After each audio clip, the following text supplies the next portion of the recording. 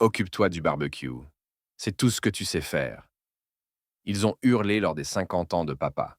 2 ans plus tard, j'ai déclenché un cauchemar. C'était censé être une fête, un moment marquant, le 50e anniversaire de mon père. Le jardin était plein à craquer. Des guirlandes lumineuses blanches suspendues au-dessus de nos têtes, des lanternes en papier se balançant doucement dans la brise. Des parents que je n'avais pas vus depuis des années riaient trop fort, s'embrassaient trop longtemps, sirotaient du vin hors de prix. Tous affichaient le même faux sourire, celui qui se fissure quand on regarde de trop près. J'étais au barbecue. Bien sûr, pas parce que je m'étais porté volontaire, pas parce que j'étais doué, mais parce que pour eux, je n'étais que ça. Utile, remplaçable, invisible, sauf quand on avait besoin de moi. Mon père m'a lancé ça, comme un ordre oublié de dernière minute. Hé toi, occupe-toi du barbecue. C'est tout ce que tu sais faire de toute façon. Et ne rate pas ça. Tout le monde a entendu. Les rires qui ont suivi n'avaient rien de léger. Ce n'était pas une taquinerie. C'était tranchant, sûr. Le genre de rire qui montre qu'ils pensent chaque mot, même s'ils prétendent plaisanter. Je n'ai rien dit. J'ai juste hoché la tête et me suis retourné vers les flammes. J'ai cuisiné pendant des heures. Burgers, saucisses, côtes, steak. De la fumée plein les yeux, la graisse sur la peau, la chaleur comme un mur infranchissable. Il riait, il posait en pour des photos. Il tendait une bière à Blake comme s'il était couronné, en l'acclamant à chaque blague arrogante qu'il lançait à mes dépens. J'étais un décor, une fonction, pas un invité. Personne ne m'a apporté une assiette. Personne ne s'est demandé si j'avais mangé. J'ai enfin terminé après le coucher du soleil, épuisé, en sueur, affamé. Je me suis dirigé vers la grande table pliante et me suis préparé une assiette. Je me suis assis tranquillement tout au bout, à l'écart des lumières, espérant disparaître un instant. Juste le temps de manger en paix. Mais même cela, c'était trop. Mon père m'a repéré et a froncé les sourcils. L'ambiance s'est figée. Le charme s'est éteint d'un coup. T'as fini a-t-il aboyé. J'ai hoché la tête en mâchant encore. Parfait. Dégage. J'ai pas envie de te voir pendant que je mange. Les rires ont explosé. Encore plus fort cette fois, car désormais, c'était théâtral. Devant public. Ouais, a ajouté Blake. Dégage du paysage, Lance. Je me suis figé. Fourchette en l'air. Le cœur battant à tout rompre. Ma mère a levé les yeux au ciel. Oui, elle a vraiment levé les yeux au ciel. Et a marmonné assez fort pour que les proches l'entendent. Mon Dieu, pas encore. Il a toujours été si sensible. Sensible. Pas paresseux, pas irrespectueux, sensible. Comme si des décennies d'humiliation et de rejet étaient quelque chose que j'aurais dû accepter docilement, comme un pull moche à Noël. Comme si leur cruauté était de la gentillesse et ma colère la vraie offense. Quelque chose en moi est devenu très, très calme. Pas brisé, figé, glacial. Je me suis levé, lentement, délibérément. Je les ai regardés. Pas seulement ceux qui avaient en parlé, mais aussi ceux qui n'avaient rien dit. Ceux qui avaient tout vu et levé leur verre quand même. Ceux qui avaient ri car se taire aurait été plus risqué. Je n'ai pas crié. Je n'ai pas pleuré. J'en avais fini. Vous le regretterez, ai-je dit. Calme. Glacial. Le genre de phrase qui ne résonne pas, mais qui s'impose. Blake a éclaté de rire. Mon père a haussé les épaules. Viens pas foutre ta mauvaise humeur dans ma fête. Mais je n'apportais rien. Je partais avec quelque chose. Ma dignité. Ma lucidité. Une promesse. J'ai quitté cette cour, laissant derrière moi l'odeur de l'allume-feu, la fumée, le bourdonnement d'une fausse affection. Cette nuit-là, j'ai pris une décision. Je n'allais pas me venger. J'allais me libérer. Et quand ce serait fait, il ramperait. 2 ans plus tard, les messages vocaux ont commencé. M'éloigner de cette maison, laissant derrière moi le bruit mourant de leur rire, a eu l'effet d'une remontée à la surface, après avoir été maintenu sous l'eau pendant 12 ans. L'air frais de la nuit s'est engouffré, vif et pur, mais mes poumons brûlaient encore. Mes mains tremblaient tellement que je devais serrer le volant à m'en faire blanchir les jointures.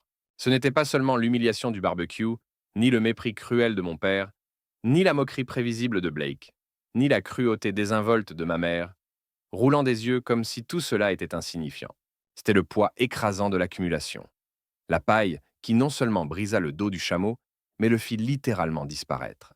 C'étaient tous les anniversaires oubliés, Toutes les promesses non tenues, toutes les fois où on me présentait comme «Ah, juste Lance» ou «le petit frère de Blake», même si j'étais l'aîné. C'étaient les genoux écorchés qu'ils n'ont jamais consolés. Les bulletins de notes dont ils ne demandaient jamais à voir les résultats. Les pièces de théâtre scolaires auxquelles ils ne pouvaient pas assister. C'était une vie entière à être le plan B, l'arrière-plan, l'enfant qui existait à la périphérie de leur vraie vie, celle qui tournait autour de Blake, l'enfant roi. J'ai conduit longtemps, sans but, les lumières de la ville se brouillant à travers mes larmes retenues. Je voulais hurler, je voulais frapper quelque chose, je voulais disparaître. Mais plus que tout, je ressentais un vide profond et lancinant, comme si la dernière petite part de moi, qui s'accrochait encore à un mince fil d'espoir, venait d'être tranchée définitivement. Ils ne me détestaient pas.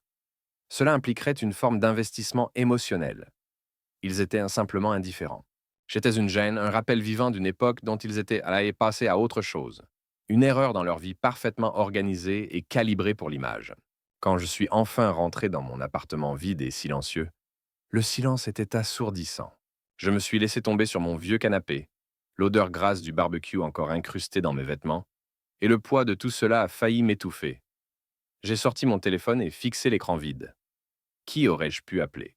Peut-être tante Clara, la seule qui avait toujours été là pour moi, dont l'amour ne dépendait pas de conditions. Mais je n'ai pas pu me résoudre à lui déverser tout ce poison. Pas encore. À la place, j'ai ouvert l'application de notes. Je ne sais pas pourquoi.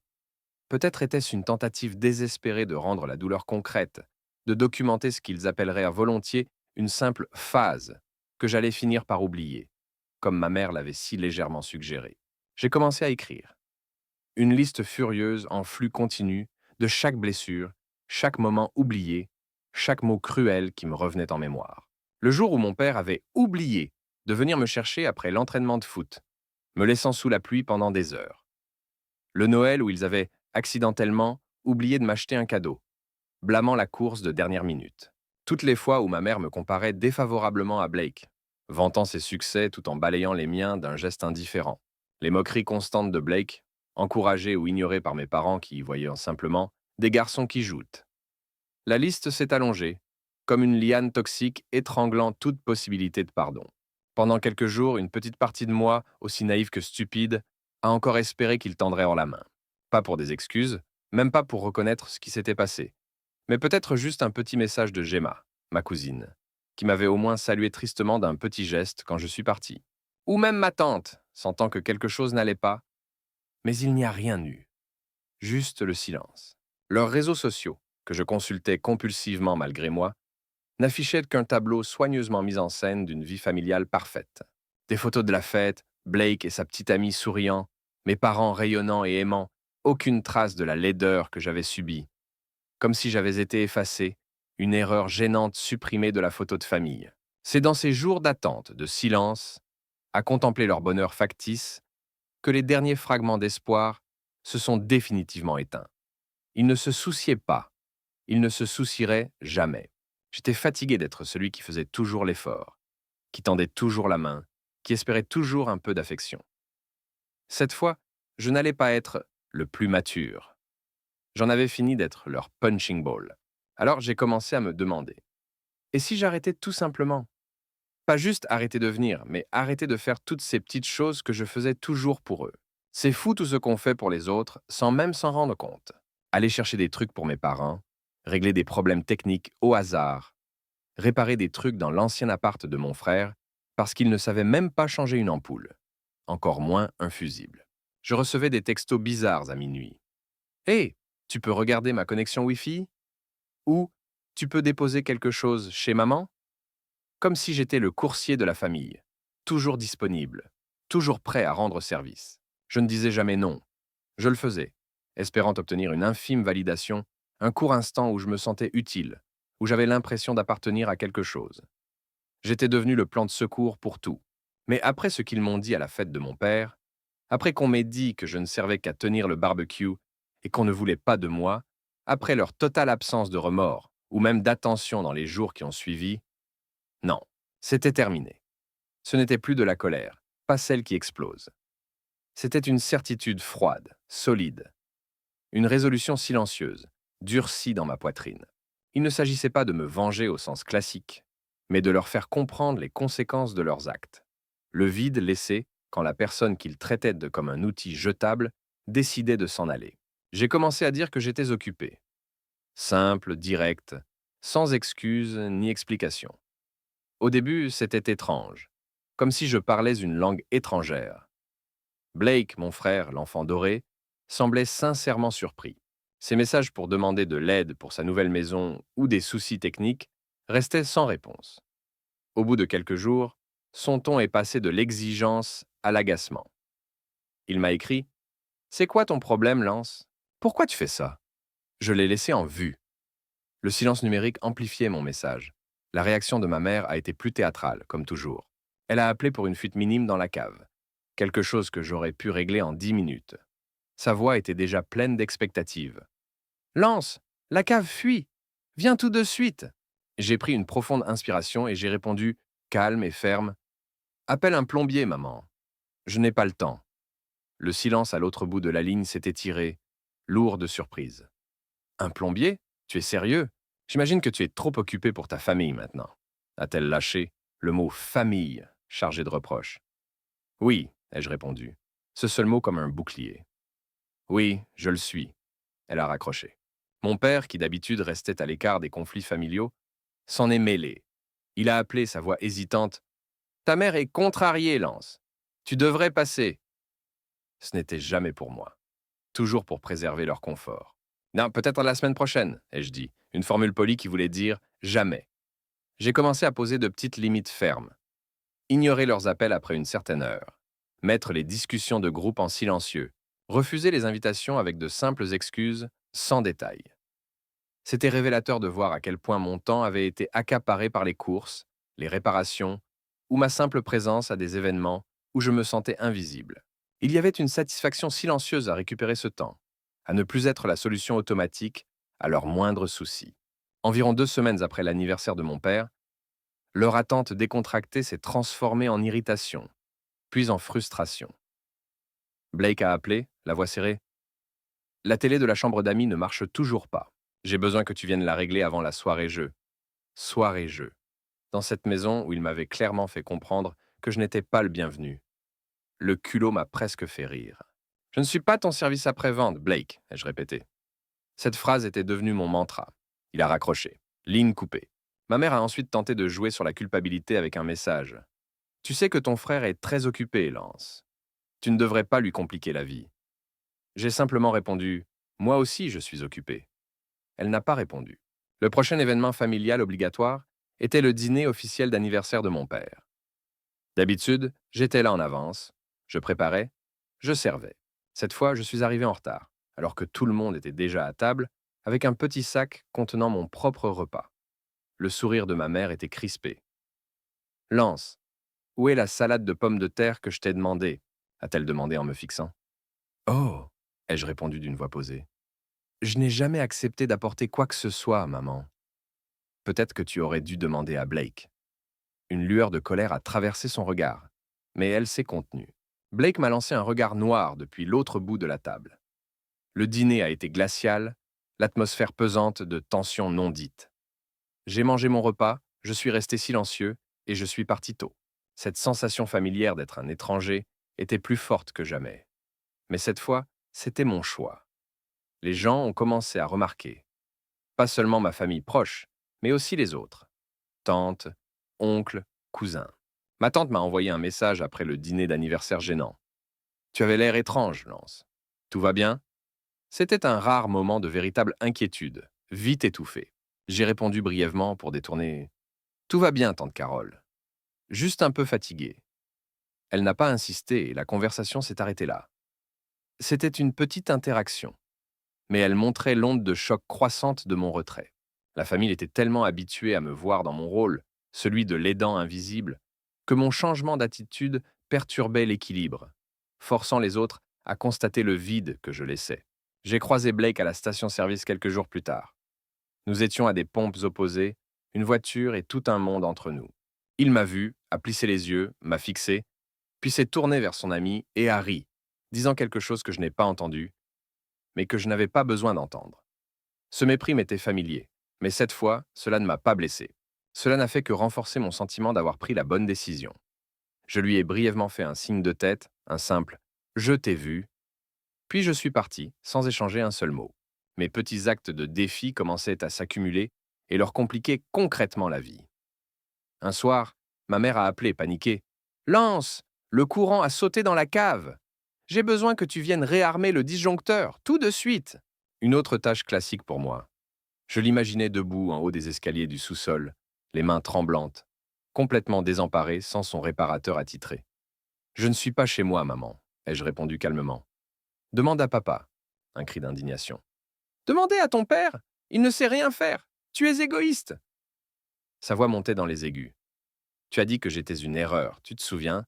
ai-je répliqué, mes mots précis comme une fléchette. « Tu as dit que je n'étais pas désiré. Tu peux te débrouiller. » Elle a raccroché. Blake a laissé un message vocal, même pas poli. « Qu'est-ce qui ne va pas chez toi, Lance? Tu compliques tout. Arrête ton cinéma. » Je l'ai supprimé sans écouter la fin. Mon père a appelé d'une voix fatiguée. « Lance, s'il te plaît, est-ce que tu peux au moins appeler ta mère pour qu'elle arrête de me crier dessus ?» Même en crise, ils cherchaient leur propre confort, m'utilisant comme tampon. « Je vais y réfléchir, » ai-je dit, sachant pertinemment que je ne le ferais pas. Puis est venue la première vraie conséquence, la fameuse soirée jeu de Blake, pour laquelle il avait insisté pour que je sois là pour l'aider. Apparemment, ça a viré au désastre. J'en ai entendu parler par un ami commun, le petit ami de Gemma, qui y était. Le système audio que Blake n'a pas su faire fonctionner a complètement lâché. La nourriture a refroidi, car le courant a sauté dans la cave, où les mijoteuses étaient branchées. Je suppose que la fuite avait fini par provoquer ça. Les invités sont partis plus tôt. Blake était furieux. Ma mère, évidemment, m'a accusé. « Merci pour rien, Lance », m'a-t-elle écrit tard dans la nuit. « Tu as humilié ton frère. » J'ai simplement répondu « Pas mon problème ». Elle a rappelé en hurlant une avalanche de reproches et de chantage émotionnel. J'ai raccroché et mis son numéro en sourdine. Le lendemain, mon père a envoyé un SMS. Chose rare et inquiétante. « Ça ne peut pas continuer, Lance. Tu es en train de détruire la famille. » J'ai éclaté de rire, un rire creux, sans joie. Moi, détruire la famille? Ce n'était pas leur décennie de négligence, leur favoritisme évident, leurs paroles cruelles. C'était mon refus d'être leur paillasson. L'hypocrisie était si flagrante que c'en était presque comique. Cela prouvait à quel point ils pensaient que je leur devais tout, peu importe comment ils me traitaient. Les appels et messages sont devenus plus fréquents, plus pressants, de plus en plus désespérés. Blake, ma mère, même mon père appelait à n'importe quelle heure pour que je vienne, que je répare, que je fasse ci ou ça, comme des enfants capricieux dont le jouet préféré ne fonctionnait plus. Je ne répondais presque plus, laissant leurs appels aller sur messagerie. Leur voix, autrefois source d'espoir, n'était plus qu'un bourdonnement agaçant. Une fois, ma mère s'est même présentée à mon appartement, frappant violemment à la porte. Ma voisine, une dame âgée très gentille, m'a envoyé un texto « Tout va bien chez toi ?» J'ai entrouvert la porte. Ma mère a essayé d'entrer de force. Je l'ai bloquée d'un bras. « Arrête de faire l'enfant, Lance », a-t-elle dit, le visage déformé par la frustration. « Ta famille a besoin de toi. » Je l'ai regardée, cette femme qui avait ignoré ma douleur pendant des années. « Toi, tu as besoin de moi », lui ai-je dit calmement. « Alors traite-moi comme quelqu'un qui compte. » Elle m'a lancé un regard noir, visage fermé par un sentiment d'échec, puis est repartie en claquant la portière de sa voiture avec un grand geste théâtral. Blake a écrit après ça, son arrogance habituelle teintée de désespoir. « Tu pourrais arrêter ton cinéma? Viens réparer l'abri. Maman est à bout. » L'abri, qui menaçait de s'effondrer depuis des années, parce que ni lui ni mon père ne s'étaient jamais donné la peine de le réparer. « Peut-être devrais-tu appeler quelqu'un qui n'est pas une erreur, » ai-je répondu, reprenant les mots de ma mère. Sa réponse. « Sérieux? Tu vas vraiment faire ça? » « Oui, » ai-je confirmé. « Oui, je le fais. » Cela faisait environ 3 semaines et demie depuis l'anniversaire de mon père. Le choc initial de mon retrait avait laissé place à une prise de conscience. Ils dépendaient énormément de moi. Ils essayaient de s'en sortir sans leur couteau suisse humain et échouaient. Je les voyais tenter d'organiser des choses dans le groupe familial, mais la dynamique était brisée. Personne ne se portait volontaire pour me remplacer. Personne ne prenait le relais. Ils se contentèrent de se plaindre, de se disputer et d'attendre, même en mon absence, Que je règle tout. Ma tante adorable a tenté une médiation en m'invitant au dîner dominical. Je suis occupé, ai-je répondu. Comme tu voudras, m'a-t-elle répondu avec résignation. Ce qui était fou, c'est qu'il s'attendait vraiment à ce que je passe à autre chose, que je pardonne, que j'oublie et que je redevienne le fils invisible et serviable. Comme si le fait d'être traité d'erreur, d'être humilié publiquement, d'être rejeté n'avait pas d'importance. Il croyait vraiment que je n'étais là que pour les servir. Pas une personne réelle avec des sentiments ou des limites. Juste une roue de secours. Je n'en avais pas encore terminé. Je venais à peine de commencer. On me disait sans cesse d'être la personne la plus mature. Mais j'en avais fini d'être la personne la plus mature. Il ne s'agissait pas de crier ou de faire une scène, mais de leur montrer les conséquences de m'avoir traité comme si je n'étais rien. Ils pensaient pouvoir me jeter et ne rien perdre. Ils n'avaient aucune idée. Ce n'était plus seulement une question de tâches laissées en plan. C'était une question de levier, de leur prouver que l'erreur qu'ils avaient ignorée était en fait la structure invisible qui soutenait leur quotidien. Je ne cherchais pas la réconciliation auprès de gens qui me voyaient comme un outil. Je voulais qu'ils se tortillent, qu'ils ressentent la brûlure de leurs actes. Quand vous arrêtez d'offrir ce qui est considéré comme acquis, tout s'effondre vite. Environ 4 semaines après cette fête d'anniversaire, j'ai lancé mes actions. Mon frère, Blake, obsédé par son image de propriétaire modèle, se vantait sans arrêt de son oasis dans son jardin. Je savais qu'une partie de sa nouvelle clôture empiétait sur le terrain du voisin. Je l'avais vu, je l'avais même mentionné, mais on m'avait ignoré. J'ai obtenu une copie de son plan cadastral public. J'ai entouré la partie empiétante du côté du voisin et je l'ai discrètement glissé dans la boîte aux lettres du syndic HOA avec un simple mot. Il vaudrait peut-être mieux vérifier les limites. Le chaos qui a suivi a été immédiat et délicieux. Blake a explosé dans le chat familial. Un voisin fouineur l'avait dénoncé, le syndic menaçait d'amende et exigeait qu'il démonte la clôture. Il m'a appelé 3 fois ce jour-là. Je n'ai pas décroché.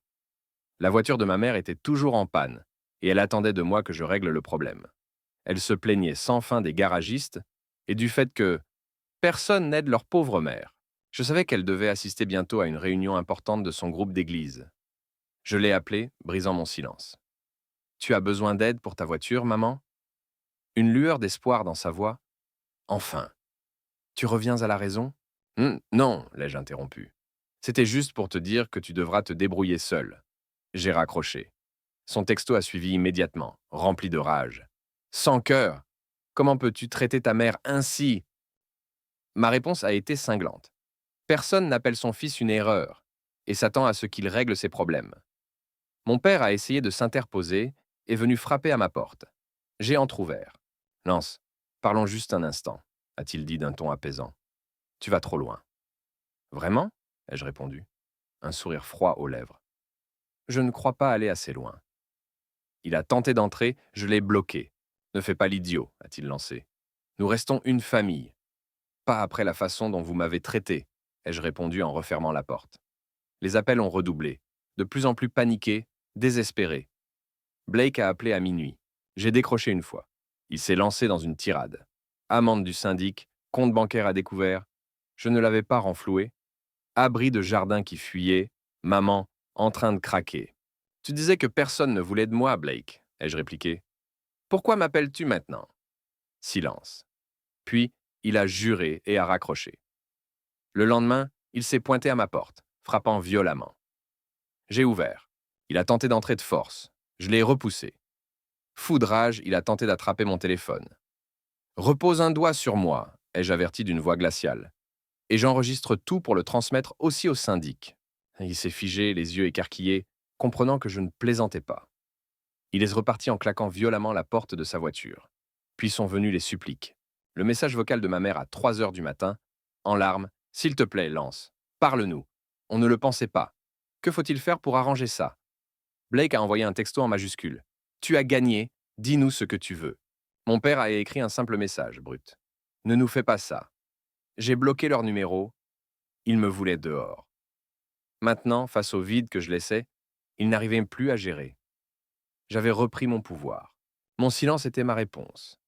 Je sais que certains verront cela et diront que je suis allé trop loin, que j'ai été cruel, que le sang est plus fort que tout, que la famille reste la famille, qu'on est censé pardonner, tendre l'autre joue, encaisser les coups et revenir encore. Mais honnêtement, du fond de mon cœur froid et dur, je pense que je suis allé exactement aussi loin qu'il le fallait. Ils voulèrent que je parte. Ils l'ont montré de façon explicite, incontestable, par des années de négligence, de cruauté ordinaire, d'humiliation publique. Ils m'ont fait comprendre que j'étais un fardeau, une erreur, un poids dont il fallait se débarrasser. Ils m'ont exclu, effacé de leur vie, comme on supprime une image gênante d'une photo de famille. Maintenant, ils goûtent au vide que cela laisse. Ils découvrent ce qu'est la vie quand la personne qu'ils utilisaient comme un outil jetable n'est plus là pour réparer les problèmes, pour être leur main-d'œuvre gratuite, leur défouloir émotionnel, leur solution de secours. Mon téléphone vibra encore parfois, discrètement sur la table de nuit. Blake, maman, papa. Leurs numéros sont bloqués, effacés de mes contacts, mais leurs tentatives s'affichent encore. Des messages vocaux désespérés s'accumulent, non écoutés. Fantômes numériques criant dans le vide qu'ils ont eux-mêmes créé. Leurs derniers textos, le message frénétique de Blake, en majuscule, Tu as gagné. Dis-moi juste ce que tu veux. Le SMS calme, presque vaincu de mon père. Ne nous fais pas ça. Les supplications en larmes de ma mère. S'il te plaît, parle-nous. On fera tout. Dis-nous comment réparer ça. Ce furent les dernières paroles dont j'avais besoin. Elles m'ont confirmé que tout cela n'avait jamais été une question d'amour ou de famille, mais de confort et de contrôle. Et maintenant, ils n'ont plus ni l'un ni l'autre. Je n'ai répondu à aucun de ces messages. Je ne le ferai pas. Il n'y a plus rien à dire, rien qu'ils puissent t'offrir qui puisse réparer des années de négligence, de cruauté ordinaire, de rejet fondamental. Ils ont fait leur choix, pas en un seul moment dramatique, mais à travers 1000 petites humiliations, 1000 anniversaires oubliés, 1000 fois où ils ont préféré Blake, leur nouvelle vie ou leur propre confort à mon bien-être. Ils ont fait leur choix encore et encore pendant des années. Maintenant, ils doivent vivre avec les conséquences, avec cette réalité inconfortable qu'ils ont eux-mêmes créée. Le silence de ma part n'est plus une stratégie, c'est ma paix. C'est le bruit de la porte qui se ferme enfin sur une vie passée à essayer d'être assez, à mendier un amour qu'on ne m'a jamais donné librement. C'est le cliquetis tranquille d'une serrure qu'on ne peut plus forcer.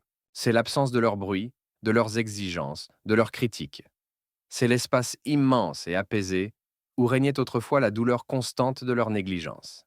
Peut-être qu'un jour, ils comprendront, réaliseront ce qu'ils ont vraiment perdu quand ils m'ont repoussé. Peut-être pas. Honnêtement, cela m'est égal aujourd'hui. Leur histoire est finie. Ma vie m'appartient enfin, bâtie sur des fondations qu'ils ont tenté de faire s'écrouler, mais qui, grâce à la force que j'ai trouvée en leur survivant et à l'amour que j'ai trouvé ailleurs, sont plus solides que jamais. Je ne suis pas défini par leur rejet. Je suis défini par ma résilience. Et cette fois, il n'y a plus personne en coulisses, plus personne pour tirer les ficelles, plus personne pour essayer de me ramener dans leur drame. Je suis libre.